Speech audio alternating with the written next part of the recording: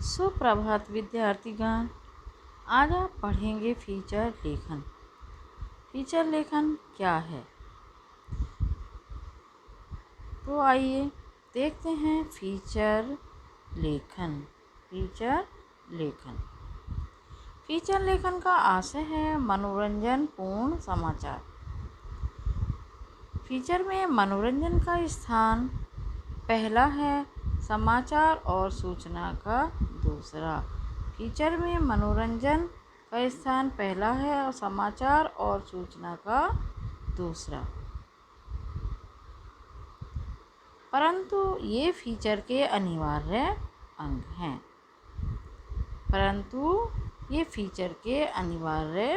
अंग हैं। मनोरंजन और समाचार और सूचना फीचर के अनिवार्य अंग हैं।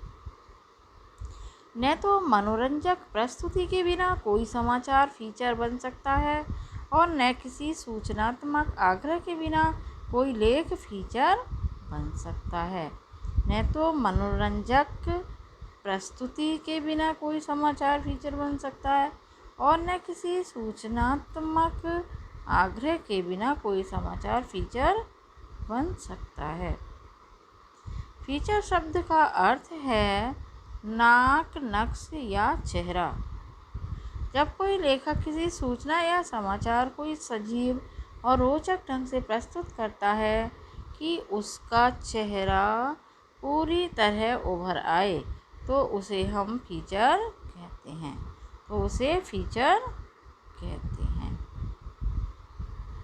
फीचर लेखन की शैली अलग प्रकार की अलग अंदाज लिए हुए होती है। उसका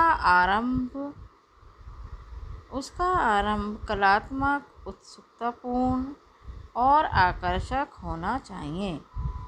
फीचर लेखन का आरंभ कलात्मक, उत्सुकतापूर्ण और आकर्षक होना चाहिए। अंत में भविष्य की संभावनाओं पर प्रकाश डालना चाहिए।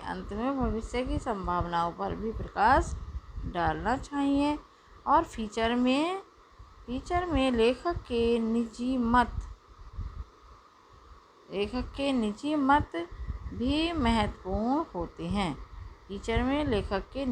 भी महत्वपूर्ण होते हैं। अब हम उदाहरण देखेंगे। फीचर लेखन का एक उदाहरण मैंने दिया है यहाँ पर। गुम होती चहचहाहट फीचर का विषय है। गुम होती चहचहाहट फीचर का विषय है। गुम होती चहचहाहट।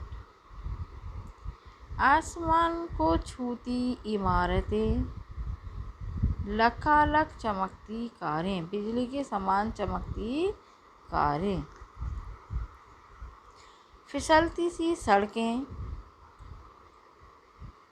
मतलब बहुत चिकनी सड़कें, बड़े बड़े मॉल, उन मॉलों में उमड़ती भीड़, किंतु सभी चुपचाप, हैरान, वीरान से जाने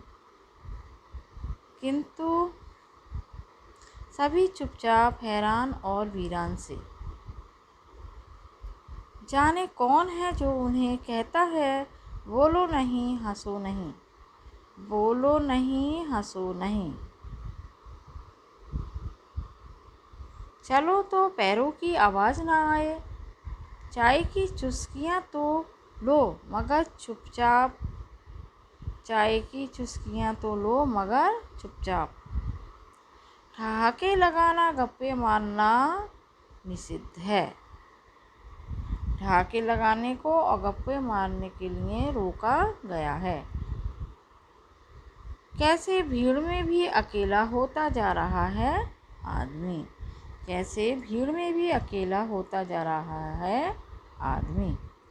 नगरीय सभ्यता में शिशु का जन्म भी मौन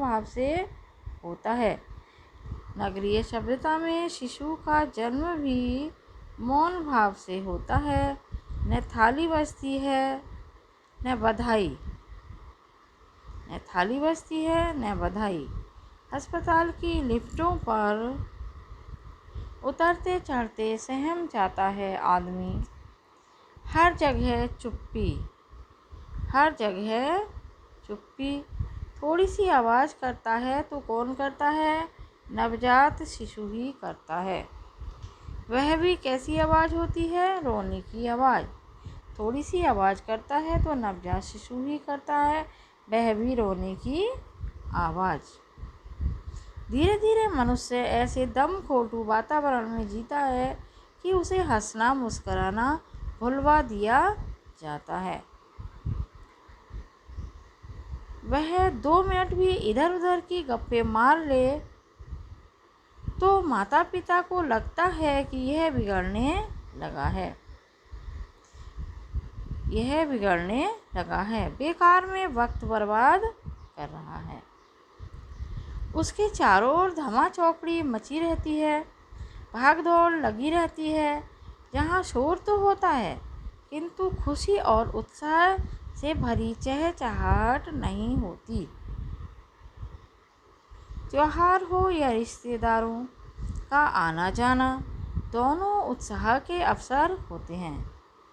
त्योहार हो या रिश्तेदारों का आना जाना, दोनों ही उत्साह के अवसर होते हैं। परंतु कैरियर की चिंता में बच्चों को उनसे बचाया जाता है। परंतु कैरियर की